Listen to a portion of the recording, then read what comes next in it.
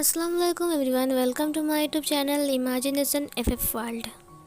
आज एक new fan fiction start करने वाली हूँ। जिस फैन फिक्शन में आपको वांगजी टॉप और विंग बॉटम मिलेगा, जहाँ पर वांगजी एक अल्फ़ा है, विंग एक ओमेगा है। मॉडर्न है, ओमेगा वर्जन है, जहाँ पर उन दोनों की अरेंज मैरिज है, जहाँ पर आपको साइको लान वांगजी देखने को मिलेगा और उसका प्यार भी देखने को मिलेगा और थोड़ा सा उसका रफनेस भी देखने को मिलेगा, जहाँ पर हमारे क्यूट सा विंग देखने को मिलेगा और एक क्यूट सा लव स्टोरी भी देखने को मिल जाएगा। तो चलिए स्टार्ट करते हैं हमारे इस फैन फिक्शन को। इस फैन फिक्शन का नाम है वेडिंग प्रपोज़ल। अब ये वेडिंग प्रपोज़ल क्यों नाम है ये तो आप आगे ही जान लोगे। तो चलिए कहानी को शुरुआत करते हैं, आगे बढ़ते हैं हमारे न्यू पार्ट को लेकर। ये एक लॉन्ग एपिसोड होने वाला है। कहानी की शुरुआत में हम देखते हैं वी मैंसन को, जहाँ पर सब लोग बहुत ज़ोर ज़ोर से हंस रहे थे। वो लोग बहुत ज़्यादा हैप्पी थे और खुश थे, क्योंकि विंग एक शो में विनर बन चुका है। विंग विनर था, इसीलिए वो सब लोग ज़ोर ज़ोर से हंस रहे थे। वहाँ पर जियांग फैमिली और वी फैमिली साथ में ही रहते हैं। वो बहुत बड़ा मेंशन था। विंग का फादर कोई आम इंसान नहीं है, वो एक बिजनेसमैन है, जहाँ पर जियांग फैंगमियान उसका बिजनेस पार्टनर है। जियांग चैंग भी बिजनेस में उनका हेल्प करता है। जहाँ पर विभूषण एक मॉडल था। विभूषण बहुत ज़्यादा खूबसूरत था, इतना खूबसूरत कि उसे पाने की चाहत सबको था। जब विंग की शो होती थी तब सब लोग देखने के लिए आता था। विंग सिर्फ मॉडल नहीं, विंग एक सिंगर भी था। विंग सिंगिंग के साथ साथ डांसिंग भी बहुत ज़्यादा अच्छे से करता है। वो जब स्टेज पे आता है तो सब लोग सिर्फ विंग का नाम ही लेते हैं, विभूषण विभूषण करके। विंग एक एक्टर बनने के लिए ऑडिशन दे रहा था। अब उसे एक्टिंग भी करनी थी और वो बहुत जल्द एक एक्टर बनने वाला था, एक स्टार बनने वाला था। वो एक ओमेगा था। जब तक ना उनके घर में एक मैसेज आता है। जब वी चांग से बहुत ज़ोर से हंस रहा था तब अचानक उनके पास एक कॉल आता है। उस कॉल को देखते हुए वी चांग से ने कहा, लान कोरियन। फिर उसने अपना ब्रदर जियांग फैंगम्यान को देखा। जियांग फैंगम्यान ने कहा, लान कोरियन ने तुम्हें कॉल किया है, क्या बात है इतने टाइम बाद, लगता है कोई ज़रूरत ही होगा। वी वोशियान, जियांग चैंग सब लोग डिनर कर रहे थे उस वक्त। मैडम यू ने कहा, लगता है लान कोरियन को तुम्हारी हेल्प की ज़रूरत है, फिर से उसकी पत्नी उसे पीट रहा होगा। ये बोलकर वो लोग फिर से हंसने लगते हैं। विंग ने कहा, पीट रहा होगा मतलब? विंग अपनी आंटी को देखने लगता है। तभी कांगसारा ने कहा, पता है विभूषण, हम सब साथ में पढ़ते थे और उसका जो वाइफ है ना, उनका लव मैरिज है। वो लोग कॉलेज से ही साथ में थे। पता है लान कोरियन को उसकी पत्नी इतनी ज़्यादा मारता था, तुम सोच भी नहीं सकते हो। उसका गर्लफ्रेंड था तब ना, उसके बाद उनकी शादी भी हो गई थी। विंग ने हंसते हुए कहा, इसका मतलब वो मार खाते खाते शादी कर लिए? जियांग चैंग ने कहा, इंटरेस्टिंग लग रहा है, पूरा सुनाइए ना। जियांग चैंग ने कहा, मॉम आप सुनाइए ना। मैडम यू ने कहा, नहीं अभी अंकल को बात करना है ना, क्योंकि कुरैन ने कॉल जो किया है वो अपना रूल्स का पक्का है। पता है उसके घर में 3000 रूल है। ये सुनकर विंग ने कहा, 3000 रूल? मुझे तो यकीन नहीं हो रहा है। ये सुनकर कांगसारा ने कहा, हाँ सही कहा तुमने, और वो एक भी रूल को ब्रेक नहीं करता है। विंग ज़ोर ज़ोर से हंसते हुए कहा, ये क्या मजाक है, 3000 रूल कौन रखता है? इधर वी चांगसे ने कॉल को उठाते हुए कहा, अरे कुरैन क्या बात है, इतनी रात को कॉल किया तुमने? कुरैन ने कहा, मुझे तुमसे एक इम्पॉर्टेंट बात करनी है। अब हम लान फैमिली को देखते हैं, जहाँ पर कुरैन खड़ा था। उसके पास लान वांगजी बैठा हुआ था और लान चिंग हंगजुन बैठा हुआ था। बाकी सब लोग बैठे हुए थे, मैडम लान और लान ई भी। मैडम लान वांगजी का मदर है और लान ई जो हमारा लान कुरैन है उसका वाइफ है। लान से चैन उन दोनों का बेटा है और लान वांगजी चिंग हंगजुन और मैडम लान का बेटा है। यहाँ भी 2 फैमिली हैं। उन लोग डिनर करने के बाद बैठे हुए थे। वो लोग अपनी अंकल को देख रहे थे, लान कुरैन को। सिचैन और वांगजी दोनों ही अल्फ़ा थे।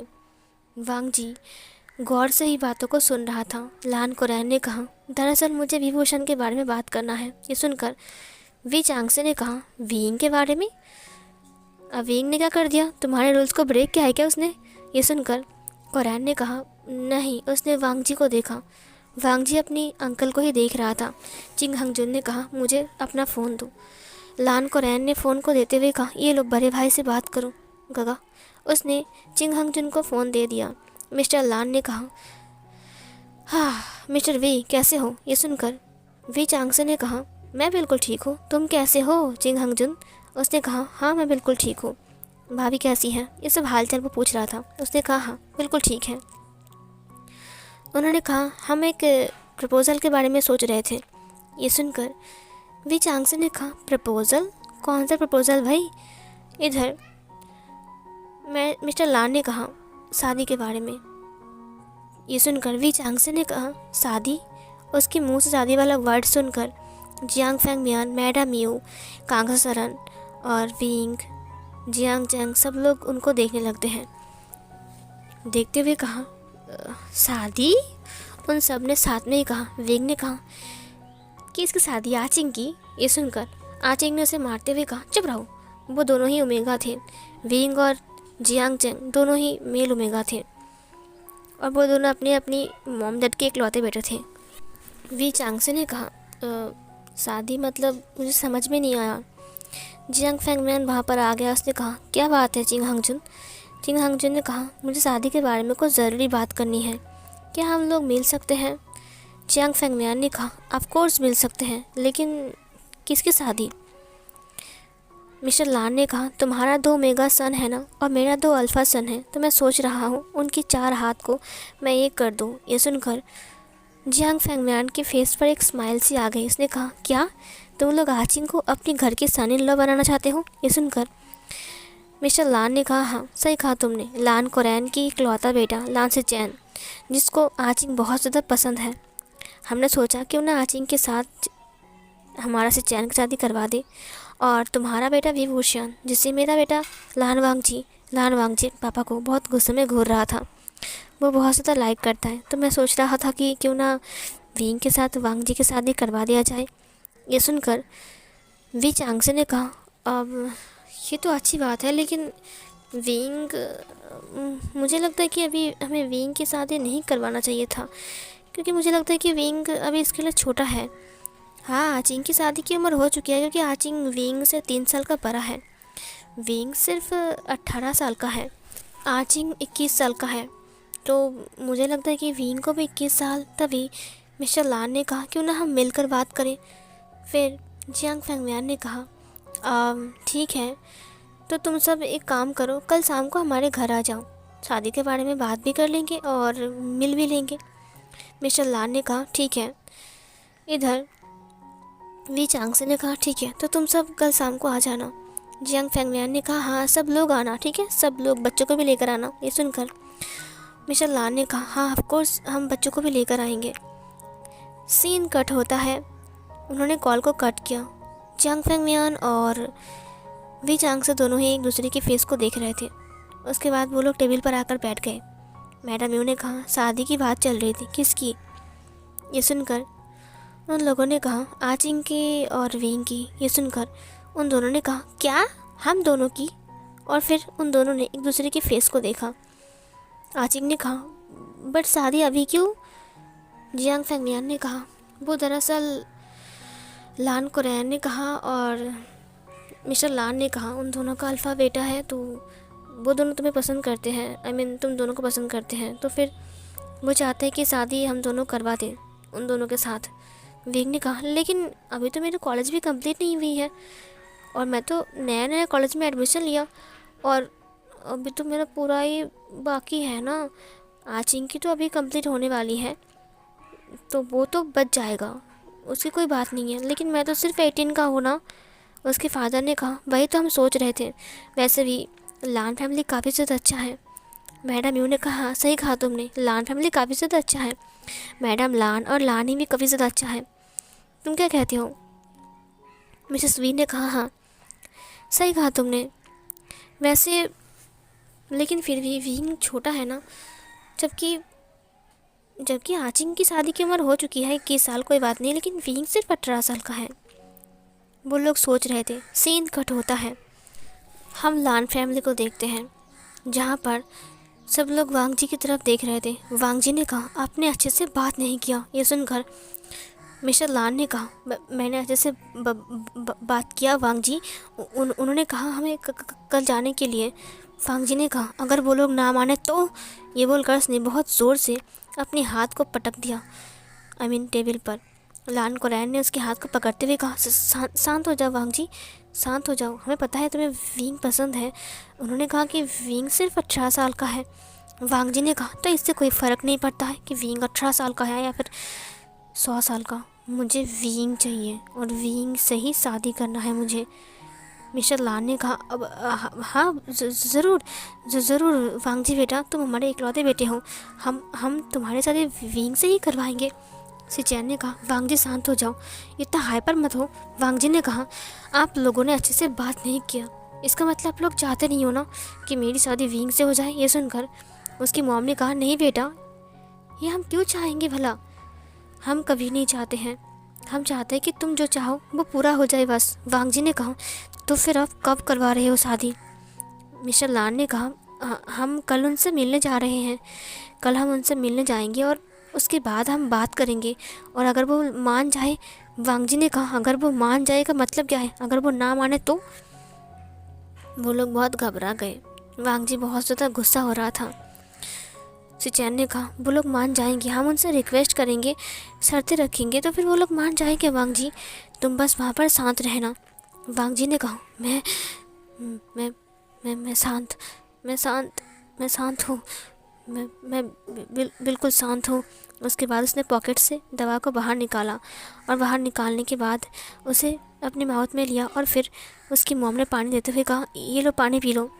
पानी पीने के बाद उसने अपनी आइज़ को क्लोज़ किया और फिर सोफ़े के ऊपर अपने सिर को रख दिया। उसकी मॉम ने कहा, पता नहीं क्यों वांग जी को ऐसा क्यों होता है, उसे इतना गुस्सा क्यों आता है। जो जिद करता है उसे वही चाहिए, अगर हमने इसे नहीं दिया तो वो इतना हाइपर होता है। पता नहीं क्यों उसे ऐसा होता है, मुझे कुछ समझ में नहीं आ रहा है। हम कल शाम को जा रहे हैं ना? ये सुनकर मिस्टर लान ने कहा, हाँ, हम कल शाम को जा रहे हैं, तुम चिंता मत करो। मुझे पता नहीं है कि वी चांग से क्या कहेगा, क्योंकि वो उसका इकलौता ओमेगा सन है। उनके पास इतने सारे पैसे हैं, वो बिजनेसमैन है। हाँ, हम भी किसी से कम नहीं है, हम भी बिजनेसमैन हैं, हम उन्हें टक्कर दे सकते हैं। हमारे पास ज़्यादा मुनाफा है, लेकिन फिर भी उनके पास भी कम नहीं है। वो लोग गरीब नहीं है जो हमारे साथ इतनी जल्दी मान जाएगा, जबकि वांग जी 25 साल का है। 18 साल और 25 साल में फ़र्क पता है ना तुम्हें? ये सुनकर उसकी मॉम ने कहा, मैं तो वही बोल रहा हूँ, मुझे घबराहट सी हो रही है। और अगर उन्होंने शादी के लिए मना कर दिया तो फिर वांग जी उसे संभालना बहुत मुश्किल हो जाएगा। पता नहीं वो विंग के साथ क्या कर देगा। ये सुनकर उसके डैड ने कहा, बुरा मत सोचो, अच्छा ही सोचो, वांग जी ऐसा कुछ नहीं करेगा, वो इतना बुरा भी नहीं है। अचानक वांग जी उठकर खड़ा हो गया। उसे देखकर सब लोग हाइपर हो गए और डर गए, थर-थर काँपने लगे। वांग जी ने कहा, गुड नाइट, मैं अपने रूम में जा रहा हूँ। ये बोलकर वो अपनी रूम की तरफ चला गया। वो ऊपर चला गया। सिचैन ने कहा, अब क्या होगा? कोरैन ने कहा, अगर हमने वांग जी की बातें नहीं माना तो भी हम उसे संभाल नहीं पाएंगे और पता नहीं वो लोग क्या कहेंगे। मुझे कुछ समझ में नहीं आ रहा। जेबुचुन ने कहा, कोई बात नहीं फादर, हम उनसे बात करेंगे अच्छे से। क्या हमें वांग जी के बारे में उन्हें बोलना चाहिए? लान कोरैन ने कहा, तुम पागल हो क्या? अगर हमने वांग जी के बारे में सच बोल दिया तो फिर कभी भी वो लोग विंग के साथ वांग जी की शादी नहीं करवाएंगे। और अगर नहीं हुआ तो फिर वांग जी पता नहीं क्या करेगा। हमें घबराहट से हो रही है। देखना, विंग के साथ शादी होने के बाद वांग जी बिल्कुल ठीक हो जाएगा, मुझे बिल्कुल भरोसा है उसके ऊपर। सब लोगों ने कहा, हाँ सही कहा आपने। सीन कट होता है। नेक्स्ट सीन में हम देखते हैं वांग जी अपनी कंपनी में आया था। वांग जी इस कंपनी का सीईओ है और जो जेबुचुन है वो इस कंपनी का डायरेक्टर मैनेजर है। और लान कोरैन और जिंग हांगजुन दोनों मीटिंग के लिए जा रहे थे। वांग जी अपनी केबिन के अंदर आ रहा था। अचानक एक लड़की वांग जी के सामने आते हुए कहा, अब वांग जी ने उस लड़की को देखते हुए कहा, तुम यहाँ पर क्या कर रही हो लियोली? उसके बाद वो अंदर आ गए केबिन के अंदर। लियोली ने कहा, मैं तुमसे मिलने आया हूँ। सच कहूँ तो मैं तुम्हें बहुत ज़्यादा मिस कर रहा था। उसने कहा, मिस कर रहे थे। वांग जी अपनी केबिन पे आकर टेबल के पास बैठ गया। उसके बाद लियोली ने कहा, वांग जी क्यों ना हम कहीं घूमने जाएं, कॉफ़ी शॉप पर मैं तुम्हें लेकर जाऊंगा घूमने। वांग जी ने कहा, मुझे नहीं जाना, मुझे काम है। ये सुनकर लियोली ने कहा, क्या काम है वांग जी? उसने वांग जी के हाथ को पकड़ लिया। इसका नाम श्यान योली है। लियोली जो कि श्यान कॉर्पोरेशन की ओनर की बेटी है, जो कि वांग जी की बचपन का फ्रेंड है, वो वांग जी को लाइक करता है, लाइक नहीं लव करता है। वांग जी उससे प्यार नहीं करता है, वांग जी सिर्फ अपने एक दोस्त समझता है। वांग जी तो विंग से प्यार करता है और लियोली को पता है कि वो उसे प्यार नहीं करता है, लेकिन फिर भी लियोली उसे जताने के लिए आ जाता है। लियोली जो कि एक डॉक्टर है। लियोली ने कहा, वांग जी मेरी बात सुनो, देखो तुम चाहो तो हम कहीं और जा सकते हैं, जैसे कि पेरिस, लंदन, अगर तुम्हें आसपास नहीं जाना है तो। वांग जी ने कहा, मैंने कहा ना मुझे नहीं जाना। लियोली ने कहा, तुम मुझसे ऐसे क्यों बात कर रहे हो? वांग जी ने कहा, आज मैं विंग के घर जा रहा हूँ। ये सुनकर वो थोड़ा अपसेट हो गई। इसने कहा, क्या?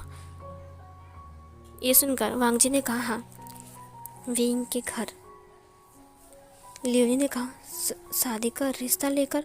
वांग जी ने कहा, ऑफ कोर्स, तुम्हें पता है मैं उसे कितना लाइक करता हूँ। लियोली ने कहा, हाँ हाइपर मत हो वांग जी, अगर तुम हाइपर हो जाओगे तो पता नहीं क्या हो जाएगा। वांग जी ने कहा, विंग विंग मुझे चाहिए, मैं विंग के बिना नहीं रह सकता। ये सुनकर उसने कहा, हाँ हाँ वांग जी, शांत हो जाओ, शांत हो जाओ। वांग जी शांत हो जाता है। वो पॉकेट से दवा को बाहर निकालता है और ले लेता है। उसके बाद उसने कहा, लियोली तुम जानते हो विंग इस वक्त कहाँ होगा? मुझे उसे देखने का मन कर रहा है। ये सुनकर लियोली ने कहा, विंग कॉलेज गया होगा, क्योंकि अभी तो वो कॉलेज में है ना, न्यू। वांग जी ने कहा, मुझे उसे देखना है, मुझे उससे बात करना था, लेकिन क्या वो मुझसे बात करेगा? लियोली ने कहा, मुझे नहीं पता कि वो तुमसे बात करेगा कि नहीं। एक बात बताओ, तुम विंग के पीछे क्यों पड़े हो? वो ना, वांग जी लियोली को बहुत ज़्यादा गुस्से में देखने लगता है। उसने कहा, क्या कहा तुमने? लियोली ने कहा, वो मैं कह रहा था कि विंग तो बहुत छोटा है ना, तुम उसके पीछे। वांग जी ने उसके नेक को पकड़ते हुए कहा, विंग मेरा है, सिर्फ मेरा है। अगर विंग और मेरे बीच में कोई आया ना तो मैं उसे मार डालूंगा, समझे तुम?